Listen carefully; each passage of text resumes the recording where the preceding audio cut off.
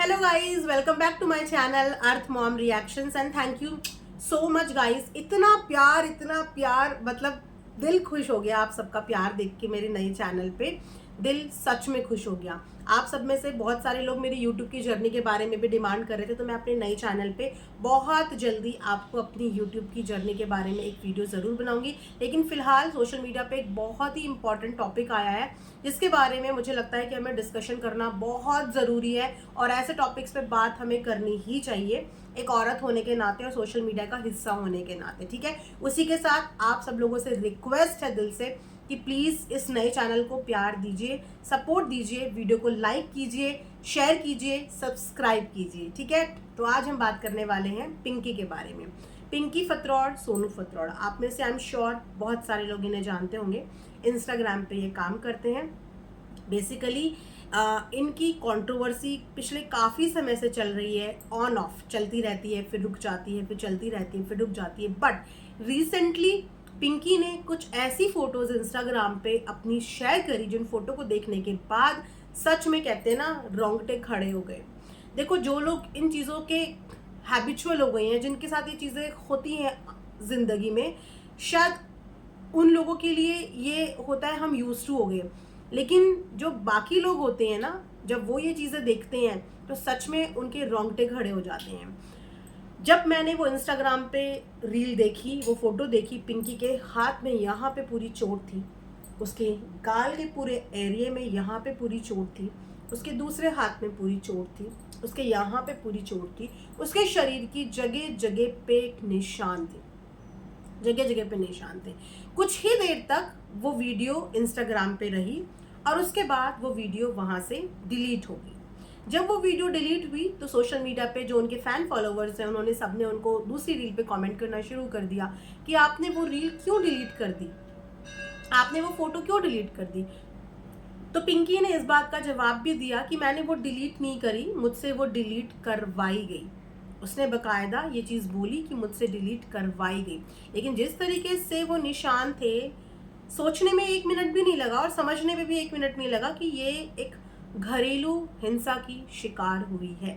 देखो, वाइफ चाहे पहली हो, वाइफ चाहे दूसरी हो, वाइफ चाहे तीसरी हो, लेकिन एक औरत पे हाथ उठाना हिंसा ही कहलाता है और इस चीज़ का हक किसी को नहीं होता, किसी को मतलब किसी को नहीं होता।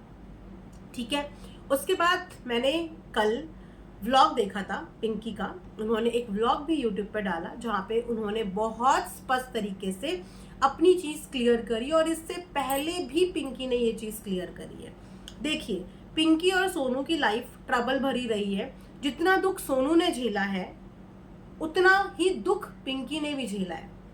2 शादियां देखने में बड़ी फैसिनेटिंग लगती है, लेकिन जो 2 शादियों में लोग जीते हैं ना, उन वाइफ की क्या जिंदगी होती है ये वो दोनों बेहतर जानते होंगे। आदमी तो चीजें कर लेता है, लेकिन निभाने के नाम पे आदमी चीजें बैलेंस नहीं कर पाता, और जब चीजें बैलेंस नहीं कर पाता, चीजों को ढंग से निभा नहीं पाता, तो अपनी फ्रस्ट्रेशन इस तरीके से मारपीट करके निकालता है।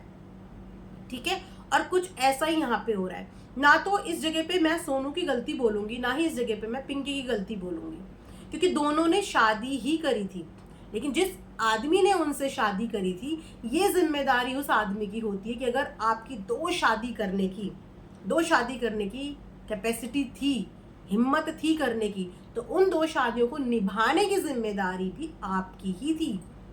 वैसे समाज में ये 2 शादियां हमारे हिंदू धर्म में लीगल नहीं है, ये एक बहुत गलत एग्जाम्पल है। लेकिन फिर भी XYZ किसी भी कारणवश आपने ये शादी करी, तो इस शादी को निभाने की जिम्मेदारी और अपनी दोनों वाइफ को बैलेंस करने की जिम्मेदारी सिर्फ और सिर्फ एक पति की होती है। ठीक है, कि दोनों में से किसी को कोई दिक्कत ना हो। लेकिन यहाँ पे दिक्कत तो छोड़ो, यहाँ पे मारपीट हो रही है। और यहाँ पे पिंकी ने अपनी वीडियो में ये भी बताया कि मारपीट ये फर्स्ट टाइम नहीं हुई है, ये चीजें उसके साथ कई बार हुई है। और सिर्फ क्यों? क्योंकि वो इस टॉक्सिक रिलेशनशिप से बाहर निकलना चाहती है। तो इसमें गलत क्या है? वैसे भी उसको आए दिन इस बात के लिए कोसा जाता है कि आपने सोनू का घर बर्बाद कर दिया, आप उससे चिढ़ रही हैं, उसको खुश नहीं रहने दे रही है। तो जब वो साइलेंटली उन दोनों की जिंदगी से अलग भी जाना चाहती है, तो उसको उस जिंदगी से अलग क्यों नहीं किया जा रहा है? अगर वो इस दम पे अलग होना चाहती कि मैं अपने बच्चों की परवरिश खुद कर लूंगी, लेकिन मुझे इस मारपीट वाली जिंदगी से, इस टॉक्सिक जिंदगी से बाहर निकलना है, तो क्यों उसको जबरदस्ती उस जिंदगी में बांध के रखा जा रहा है? और जब वो इस चीज की डिमांड करे तो उसके साथ मारपीट की जा रही है। ऐसा क्यों? ये किस तरीके की दादागिरी है, या ये किस तरीके का रौब है जो बीवियों पे जमाया जाता है कि आपको जबरदस्ती हमारे साथ रहना ही रहना है? ऐसे टॉक्सिक रिलेशनशिप के अंजाम देखे हैं। कल को हाथापाई में उसके कहीं गलत जगह चोट लग गई, उसको कुछ हो गया, या कभी out of depression, out of frustration उसने ही अपने साथ कुछ कर लिया, तो ऐसी साथ रहने का क्या फायदा? जो बच्चे उसके साथ हैं उन बच्चों की जिंदगी क्यों खराब कर रहे हो? एक कमेंट में मैंने पढ़ा था कि वो लिख रही थी कि जब बच्चों के सामने पिटाई होती है ना, तो बच्चों पे सोचो इसका क्या असर पड़ेगा। इतनी बार पिटाई होने के बाद भी मैंने देखा कि वो अपनी साड़ी में रील बना के अपनी साड़ी का प्रमोशन कर रही थी, उसके पूरे शरीर में निशान पड़े थे। और ये भी एक औरत की मजबूरी हो जाती है कि उसके साथ घर में कुछ भी हो रहा होता है, लेकिन उसको अपनी रोटी का इंतजाम करना है कि अगर वो थक गई, वो रो के बैठ गई, तो उसके पीछे उसके बच्चों का क्या होगा, उसके पीछे उसके बच्चों को कौन देखेगा। लेकिन आदमी नहीं सोचता कि मैं जो चीजें कर रहा हूँ, मैं अपनी गलतियों की वजह से अगर अपनी बीवियों पे हाथ उठा रहा हूँ, तो मेरे बच्चों पे इस बात का क्या असर पड़ेगा। वो मेहनत करती है, इंस्टाग्राम पे वीडियो बनाती है, और हर दिन बनाती है। वीडियो बनाने का काम आसान नहीं होता, हर दिन बनाती है, अपने बलबूते पे अपने बच्चों को पाल रही है, उनको रख रही है, तो फिर उसको इस जहरीली जिंदगी से बाहर क्यों नहीं किया जा रहा है? आखिर इसके पीछे इनके हस्बैंड की इंटेंशन क्या है? जब कोई इंसान आपकी जिंदगी से निकलना चाहता है, और मारना बिल्कुल भी लीगल नहीं है। मैं बस ये बोलूंगी कि देखो, जितनी भी महिलाएं यहाँ पे हैं, आप लोग तो सक्षम हो, जितनी भी महिलाएं सोशल मीडिया पे काम कर रही हैं, आप लोग सक्षम हो, आपके पास ये प्लेटफॉर्म है जहाँ पे आप अपने ऊपर हो रही चीजों को एक्सपोज कर सकते हो, और आपको स्टैंड लेने के, और आपके लिए स्टैंड लेने के लिए हजारों की तादाद में लोग भी इकट्ठे हो जाएंगे।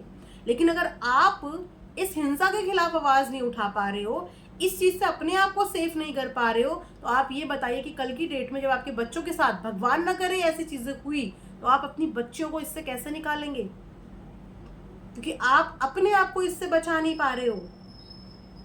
यहाँ पे हम वुमेन एम्पावरमेंट की बात करते हैं, लेकिन सोशल मीडिया पे काम करने वाली औरतें आए दिन पिटने पिटाने का शिकार हो रही हैं। तो कहाँ की वुमेन एम्पावरमेंट? सिर्फ पैसों के लिए। लेकिन जहाँ पे वो दिखानी चाहिए, वो स्ट्रेंथ, एक औरत की जो ताकत जिस जगह पे, जहाँ पे दिखानी चाहिए, वहां पे क्यों नहीं दिखाई जाती? हालांकि पिंकी के साथ उसकी फैमिली का कोई भी सपोर्ट नहीं है।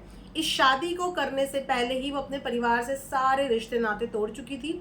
वो बता रही थी कि आज बहुत साल हो गए हैं, इतने सालों में उसने ना अपनी फैमिली मेंबर के बारे में कभी अता किया, ना पता किया, ना उनसे कभी कांटेक्ट किया, और इस बीच में उसके पापा भी गए, तो उसके पास सपोर्ट नहीं है, कुछ कोई भी सपोर्ट नहीं है। लेकिन मैं फिर भी बोलूंगी कि आप अपने पैरों पे तो कम से कम खड़ी हो, कमा रही हो, अपना खर्चा चला सकती हो, अपनी बेटी का खर्चा चला सकती हो, तो फिर अपने लिए स्टैंड भी ले सकती हो।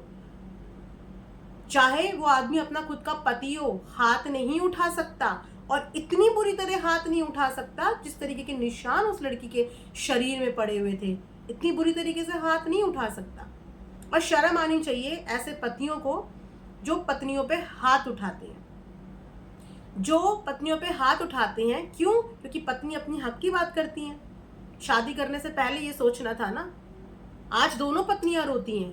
कोई सोनू की जिंदगी भी बहुत हैपनिंग नहीं है, उसकी जिंदगी भी ऐसी है, वो भी हर दूसरे तीसरे दिन रोती है, क्योंकि ये लाइफ अपनी पत्नियों को देने वाले इनके खुद के हस्बैंड हैं, जिन्होंने अपनी पत्नियों को ये जिंदगी दी है।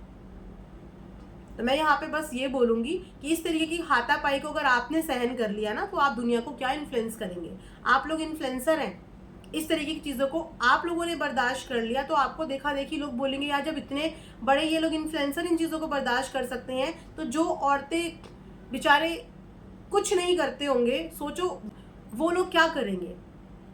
और ऐसे पता नहीं कितनी औरतें हैं जो घरेलू हिंसा का शिकार होती हैं, और कितनों की तादाद में बहुत लोगों की जान भी चली जाती है, और कानों कान किसी को खबर भी नहीं होती।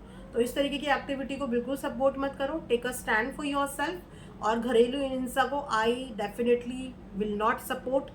कभी भी नहीं, और अपने लिए स्टैंड लो इस चीज़ के लिए। और अगर वो इस रिश्ते से बाहर निकलना चाहती है तो जो उनके हस्बैंड है अपनी वाइफ को इस टॉक्सिक रिलेशनशिप से बाहर निकालने के लिए उसका साथ दीजिए, उसके साथ मारपीट मत कीजिए। गाइस ये वीडियो मैं यहाँ पे एंड करती हूँ। आप लोगों की काफ़ी रिक्वेस्ट आ रही थी कि दीदी इस टॉपिक पे बात कीजिए, तो डेफिनेटली आप लोगों की रिक्वेस्ट पे मैंने इस टॉपिक पे आप लोगों को बात करी। आई होप कि आप सबको पसंद आई होगी। ये वीडियो यहाँ पे एंड करते हैं। Bye bye, take care.